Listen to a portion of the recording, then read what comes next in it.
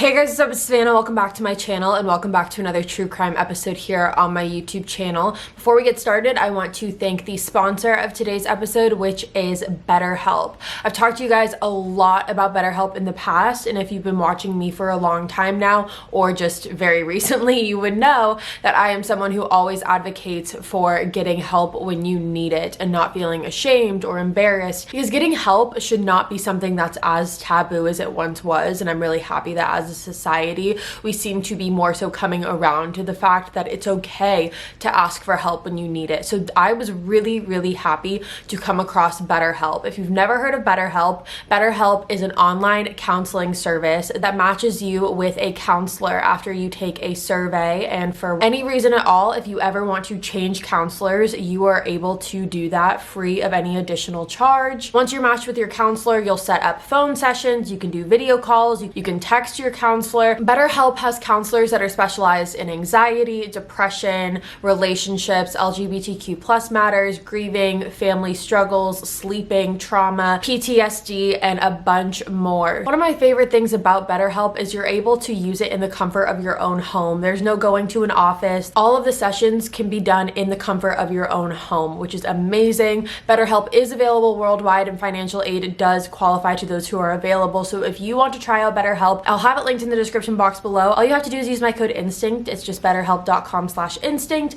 Again, that's just betterhelp.com/instinct. And in using my code, you will get 10% off your first month using BetterHelp. So I'll have everything linked in the description for you guys to check out. And with that being said, thank you BetterHelp for sponsoring, and let's move on into the case. So as you guys can tell by the title of today's episode, today we are talking about the Camm family, and this was a request by you guys. I had never heard of this case before, so when I started doing some digging, I was fully intrigued by it, and I think you guys really will be as well. On September 28th of the year 2000, David Camm came home to see his wife and 2 children dead in the garage of their home in Georgetown, Indiana. So this is the Camm family. You have David Camm, who is the father, Kimberly, who is the mother, and their 2 children who they have together, whose names are Brad and Jill. The family lived in a small town of Georgetown, Indiana, and to give you an idea of how small this town was, in the year 2000, Georgetown's population was about 2,235 people. Definitely on the smaller side. It was described as a town where everyone knew everyone. And from the outside, as we always say, the Camm family seemed perfect. They seemed to be living a very idyllic lifestyle. David had actually worked for the Indiana State Police for a long time,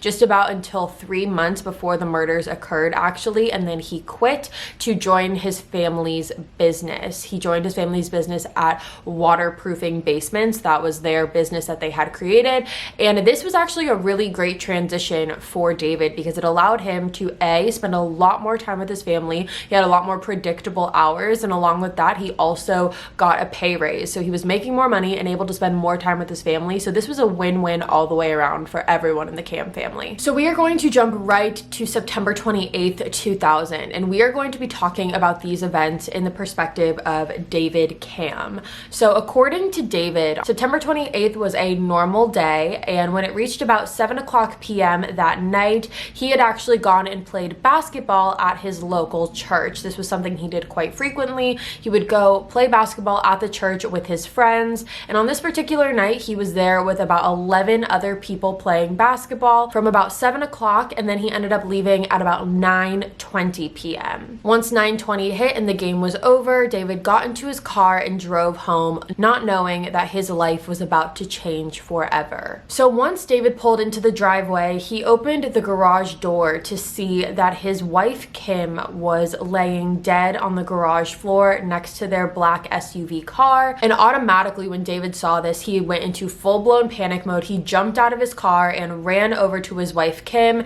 He said that he got on the ground, he started screaming her name, trying to get her to wake up, but it didn't take long for him to notice that it was too late and Kim had passed away.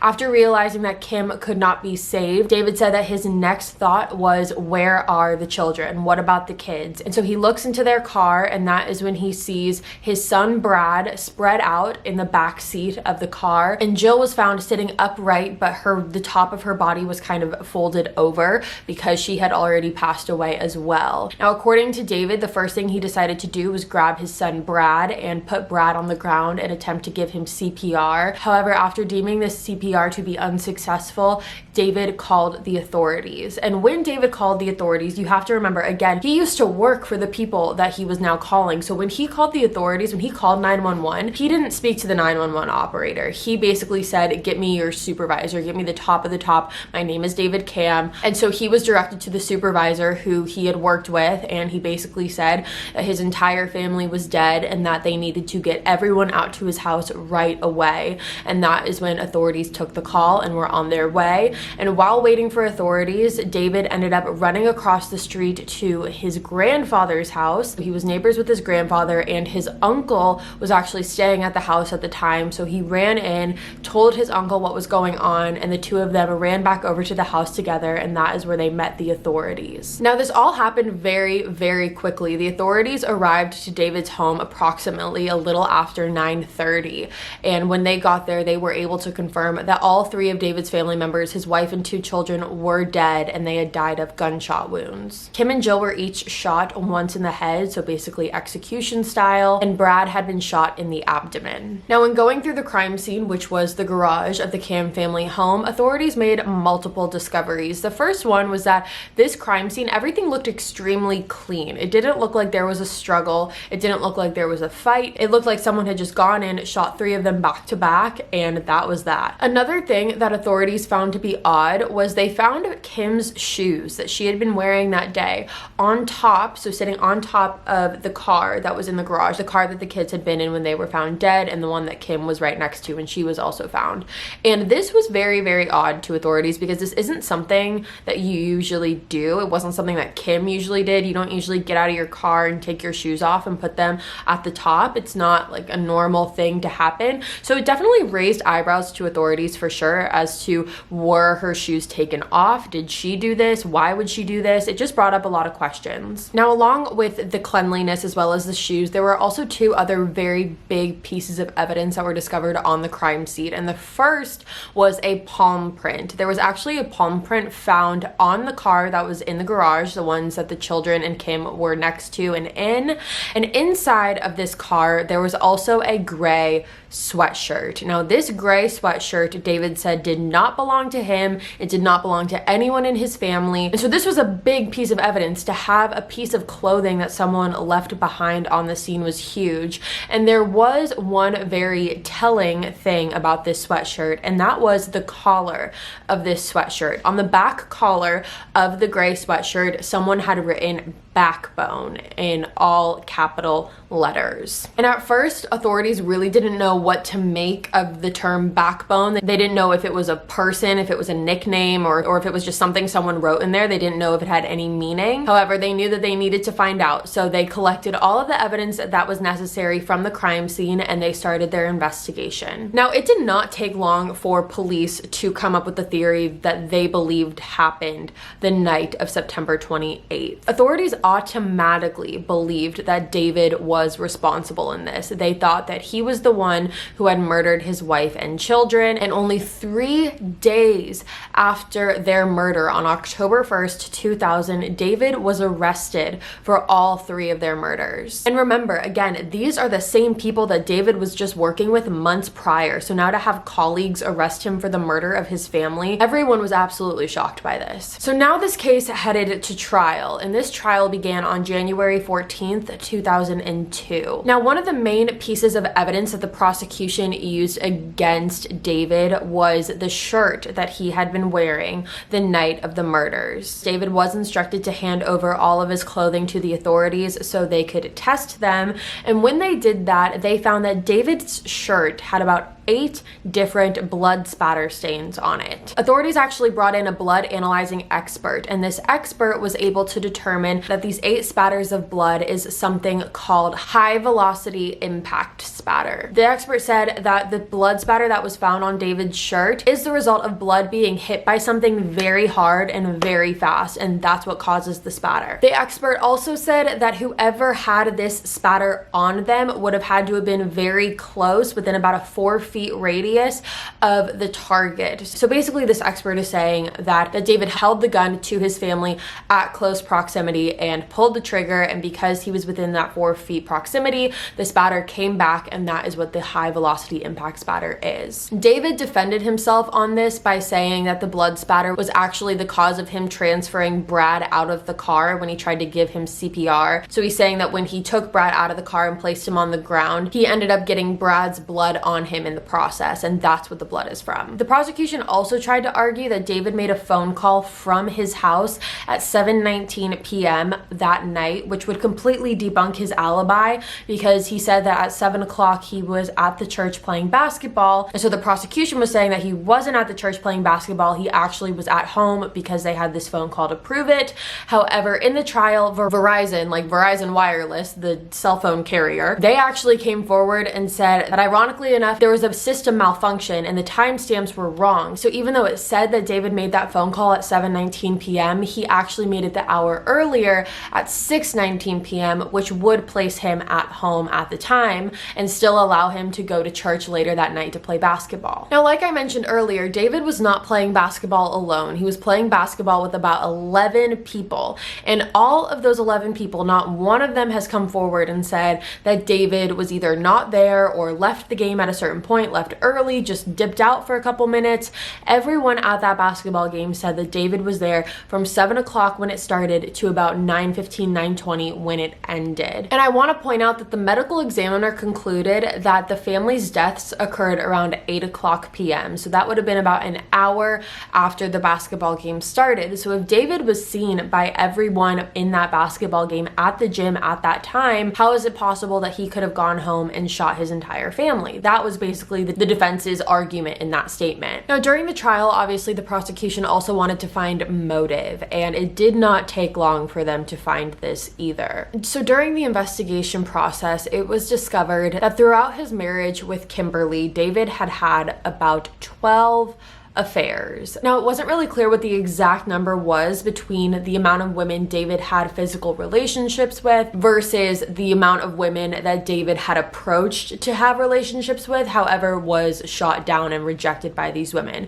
There were some on both sides, but I wasn't able to figure out the exact number. However, regardless, the prosecution did use this to their advantage and really push this as the motive to kind of be like, oh, look, he wasn't happy in his marriage. He wasn't happy in his life, so he had to kill his family. Now, after a very, very long deliberation process, the jury ultimately found David Camm guilty of the murder of Kimberly, Brad, and Jill on March 17th, 2002, and he was sentenced to 195 years in prison. Now, when David was first sentenced, there was a lot of conflicting opinions about this. A lot of people thought that there was no possible way that David could have murdered his family, considering the fact that he was playing basketball with 11 other people who said he was playing basketball. And if we're looking at the time frame when the medical examiner said that the family died, David can't be at two places at once. However, on the flip side of that, after hearing about the infidelity as well as the high velocity impact spatter on the shirt, there were people who were saying, well, maybe he did do it. Maybe he did feel like this was the only way out. Now, if you're sitting here doing what I was doing at this point after hearing this verdict, sitting there saying, well, what about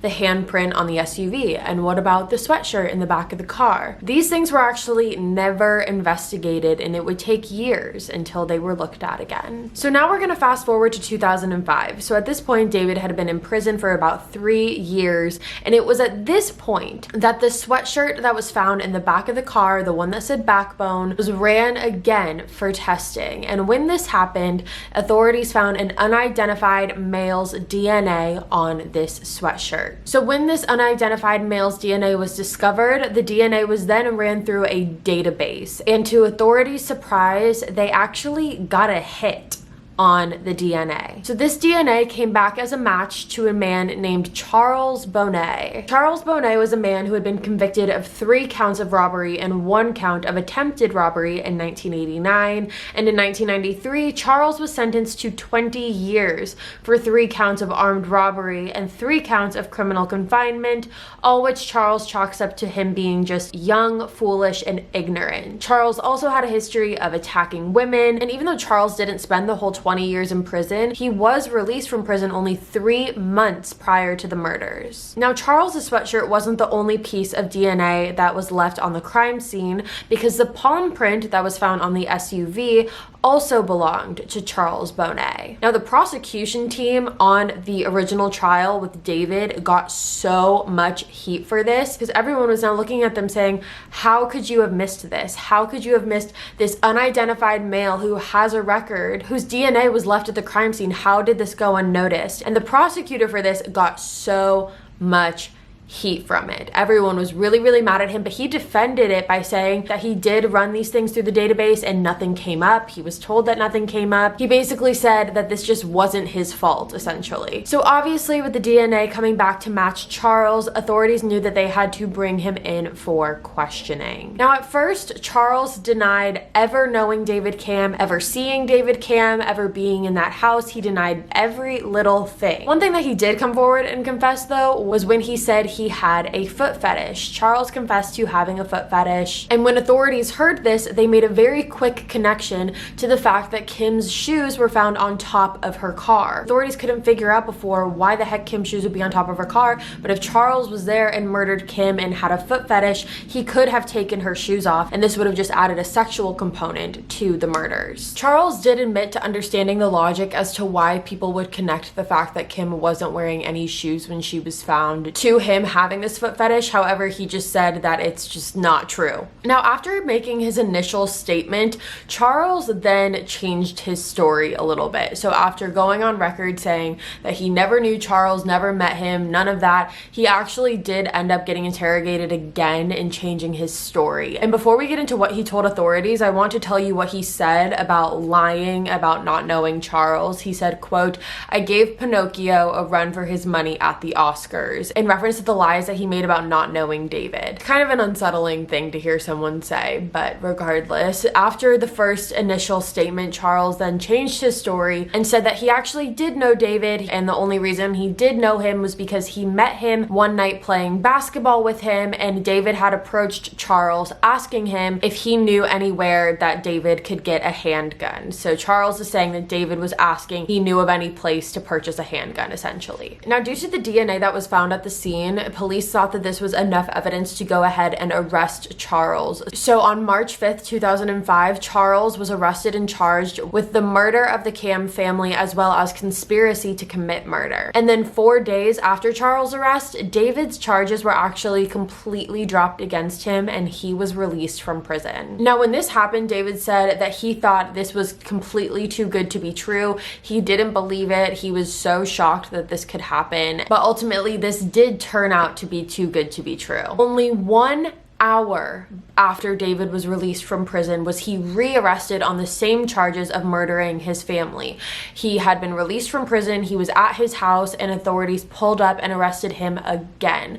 Now, you might be asking, why the heck would they do that? And the reason that they did that was because there was a new prosecution team and they were planning on charging Charles and David together. So they were going to charge them together for the murder of the Camm family. And the only way to charge them together would be to drop the original charges, which were just the murder charges against David alone. And the only way they could charge them together is if they dropped those original charges, which is why David was able to be released for only an hour. Now, when this was all happening, David said that he did not know who Charles Boney was. He had never heard of him. He'd never seen him. And once finding out that authorities were able to link the DNA that was found at the crime scene to Charles, David was thrilled. He thought that they found the guy who did this and that they could go ahead and arrest him and move forward with those charges. But according to Charles, this was not the case. And it wasn't until after Charles was arrested that his full version of what happened came out. Now, like he said before, Charles said that he had met David on a basketball court a couple weeks prior to the murders,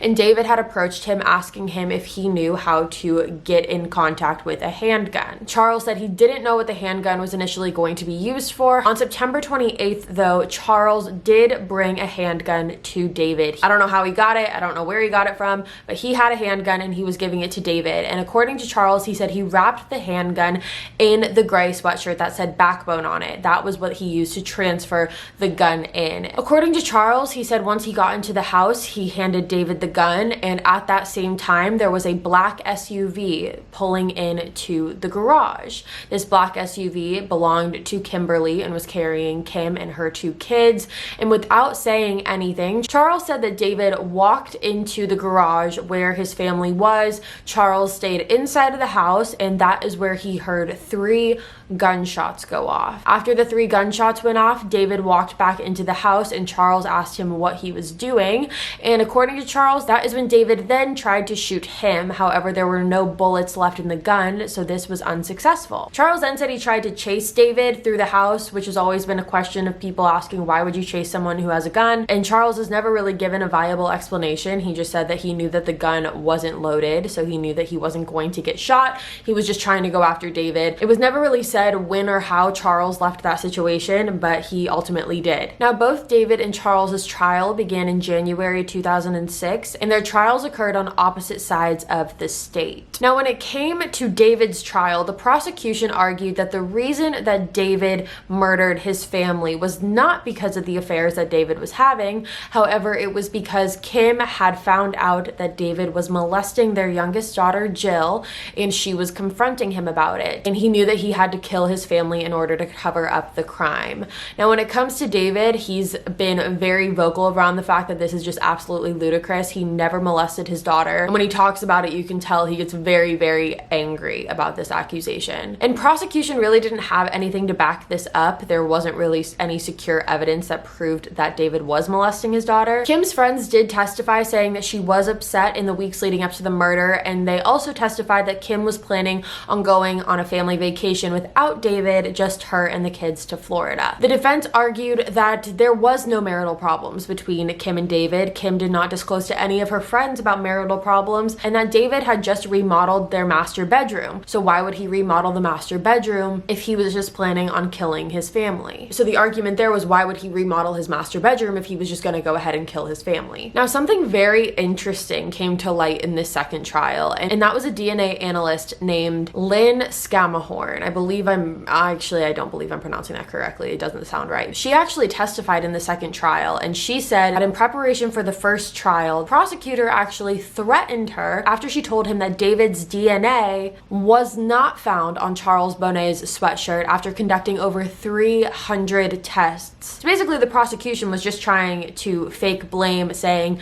that they found David's DNA on this sweatshirt. However, nonetheless, on March 3rd, 2006, David was found guilty again of murdering his family, and he was sent to prison with life without the possibility of parole. Now, when it came to Charles's trial, his trial began on January 10th, 2006, and by January 26th, so just a little over 2 weeks later, Charles was also found guilty of murdering the Camm family, as well as conspiracy to commit murder, and he was sentenced to 225 years in prison. However, this was not the end of David Camm. I know, it keeps going. There was actually a third and final trial for David Camm, because it was actually revealed that prosecutor of the second trial, the one that put him in jail for life without parole, had actually lied about his credentials. He had never been accepted into any master's or PhD program, and according to the defense, they said that he, quote, flunked out of general chemistry. And now this prosecutor's defense for this was that the initial prosecutor, so the prosecutor for the first trial who threatened the DNA analyst, helped him embellish his credentials. That way he could be put on this trial. So this was all just one big mess at this point. So a third trial began on August 19th, 2013, and ultimately on October 24th, 2013, David Camm was found not guilty of the murder of his family, and he was released from prison. So this man just went from being in jail for life without the possibility of parole to now being a free man. When describing how it felt to be released from prison, David said that he had a smile on his face since the day he left prison, and he never wants that to be taken away. Now, when it comes to Charles Boney, he has not gone away quietly. He's attempted to appeal his case multiple times, however, it has been denied every time. He's also maintained that he is is 100% innocent in this situation, and the only thing that he did was provide David with the gun, not knowing what he was going to do with it. He said multiple times that David is the guilty one and he is walking free, and Charles is innocent and he's the one locked up in prison. And that's where I guess I'm interested to hear your guys' opinion. Obviously, Charles was involved in some way. His palm print, his sweatshirt, and I encourage you to watch some interviews of David. When it comes to this one, I don't really know. I genuinely don't know, which is why I'm really interested to hear what you guys have to say about it. I really recommend you go and listen to some interviews that he's done, because he's done a lot, so you'll be able to find them quite easily. You can just look him up on YouTube and you'll hear him talking about everything that happened. If he's not guilty and he didn't do this, he spent 13 years in prison for the murder of his family that he did not commit. But if he did do this, then he is a guilty man walking. He's a man that murdered his family who's walking free. Again, I'm not saying he did it or he did not do it. I genuinely don't know, but I really encourage you guys to go listen to some of his interviews and tell me in the comments what you guys think. So with that being said, you guys, that is all for me today. Thank you so much for tuning into another true crime episode here on my YouTube channel. If you are new here, hi, my name is Savannah. I make videos 3 days a week, Sunday, Tuesday, Thursday. You should subscribe and join the family. I love you guys so much. I'll be back in a couple days with a brand new one. Bye, guys.